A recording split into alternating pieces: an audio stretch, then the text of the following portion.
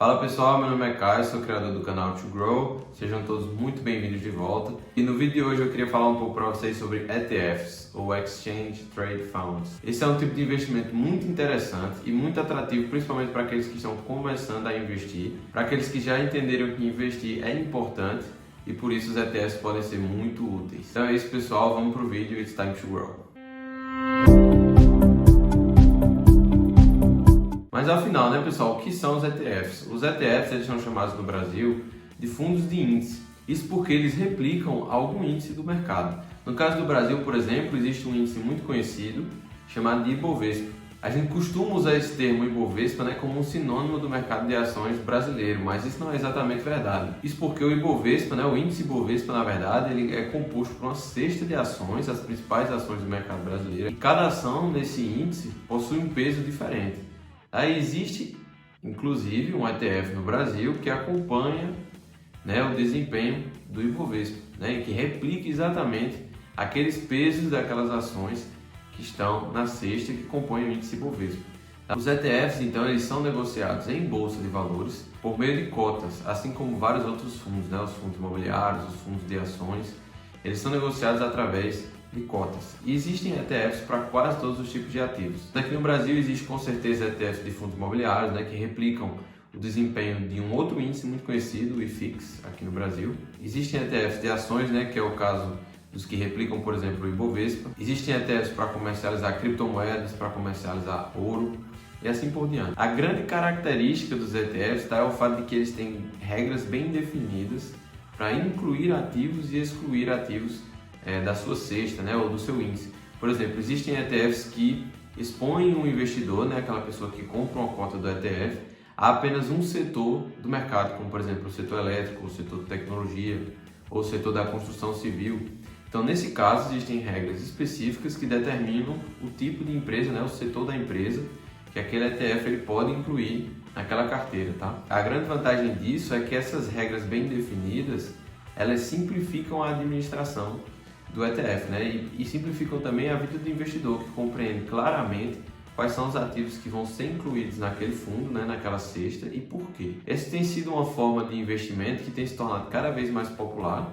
Eu tenho comentado para vocês que é uma forma interessante para os iniciantes, isso porque no caso de uma pessoa, por exemplo, que está dando os primeiros passos, né, na renda variável, começando a entender como funciona a contabilidade, né, das empresas, como obter, né, os resultados daquela empresa no trimestre ou no ano, que ainda não tem, né, a maturidade de compreender muito sobre macroeconomia ou mesmo sobre a empresa especificamente, essa pessoa ela pode se expor ao mercado de ações comprando um ETF que segue o índice Ibovespa, sem necessariamente em um primeiro momento já ser um expert, né, ou uma pessoa muito bem entendida daquele assunto. É claro que isso é algo momentâneo, mas existe também uma segunda razão, né, pela qual os ETFs eles têm se tornado cada vez mais atrativos. E essa razão é o fato de que os mercados, tanto aqui no Brasil, né, com o desenvolvimento do mercado de ações, do mercado financeiro, como já é o caso também nos Estados Unidos, em mercados mais maduros, vão se tornando mercados eficientes, né? Esse é um conceito de Howard Marks, e na verdade ele descreve alguns mercados em que é difícil superar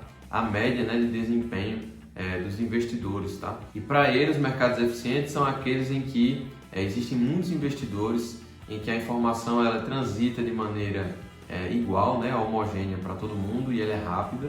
E além disso, né, é um mercado em que as pessoas compreendem facilmente o valor que tem, né, naquele ativo, né, naquele tipo de ativo, e esse tipo de ativo ele é aceitável socialmente, o que é o caso, né, para o mercado de ações. A maioria das pessoas entende o valor das empresas, tá? As informações elas são públicas, elas são rapidamente passadas nos telejornais, na internet, hoje em dia com as redes sociais é ainda mais rápido, tá? Então esses são cada vez mais mercados eficientes. E além desse conceito, né, de Howard Marks, que definiu os mercados eficientes, né, e falou sobre como o mercado de ações, né, nos Estados Unidos já muito maduro, se tornou um mercado muito eficiente, que dificulta, né, encontrar oportunidades. Além disso, também existe o fato de o próprio Warren Buffett ter desafiado outros gestores a vencer a média, né, o desempenho do mercado nos Estados Unidos, tá? Nos últimos 10 anos, o Warren Buffett inclusive ganhou a aposta, um só gestor aceitou, né, a aposta e perdeu, tá? Isso porque tem sido cada vez mais difícil vencer a média do mercado, tá? E no caso desses gestores de fundos, tá? Só para fazer a diferença, eu estou comentando sobre fundos de gestão ativa, quer dizer que existem gestores por trás e toda uma equipe, tá, que pensam os ativos que devem ser comprados, né, por aquela gestora, que vão compor aquele fundo de ações, por exemplo. E no caso do ETF, é exatamente o contrário. Tá? O ETF ele passa por uma gestão passiva, já que existem regras bem definidas que definem quais são, né, os ativos que vão compor aquela cesta daquele fundo. Isso, inclusive, diminui muito os custos adicionais, né, de se investir por meio de fundos. Então, como eu havia comentado com vocês, os ETFs eles têm algumas vantagens com relação, por exemplo, ao investimento por meio do stock picking, né, que é o conceito de o investidor, né, ele ir ao mercado, analisar empresas e escolher as empresas nas quais ele deseja investir. Então, esse processo ele exige primeiro um conhecimento, né, sobre contabilidade, sobre empreendedorismo, sobre os mercados no geral, sobre muitas vezes macroeconomia, que principalmente os investidores iniciantes eles não têm, tá? Então exige tempo também. Então uma vantagem de se investir por meio de ETFs é essa economia de tempo. E um outro ponto é que ele poupa uma camada, né, de análise no momento de se investir. Por exemplo, para aqueles investidores, né, que fazem análises primeiro partindo da análise macroeconômica para depois analisar as empresas específicas, você pode, por exemplo, entender que o momento econômico, o momento macroeconômico, ele favorece, né, empresas, por exemplo, da construção civil. Então, nesse momento, você pode procurar ETFs, tá, que compram uma cesta de empresas desse setor que você acha que vai ser favorecido pelo momento macro. Por exemplo, uma cesta de empresas do setor elétrico, ou do setor, como eu havia comentado, da construção civil. E no caso do stock picking, né, no caso de escolher ações, você deveria analisar as empresas daquele setor e após essa análise escolher aquelas que você acha que são interessantes.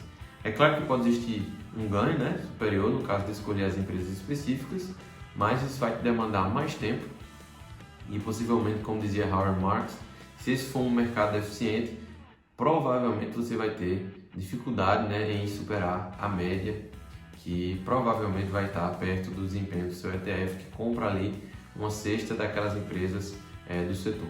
Além disso, uma outra opção que pode ser usada pelos investidores iniciantes e que talvez seja mais aconselhável, principalmente para aqueles que querem aprender sobre o mercado financeiro, é talvez, né, aderir a uma casa de análise. Né? Uma casa de análise é uma empresa, né, que faz uma análise, né, das empresas do mercado financeiro e aconselha uma carteira de investimentos para aquele investidor, né, que adquire um plano naquela casa de análise.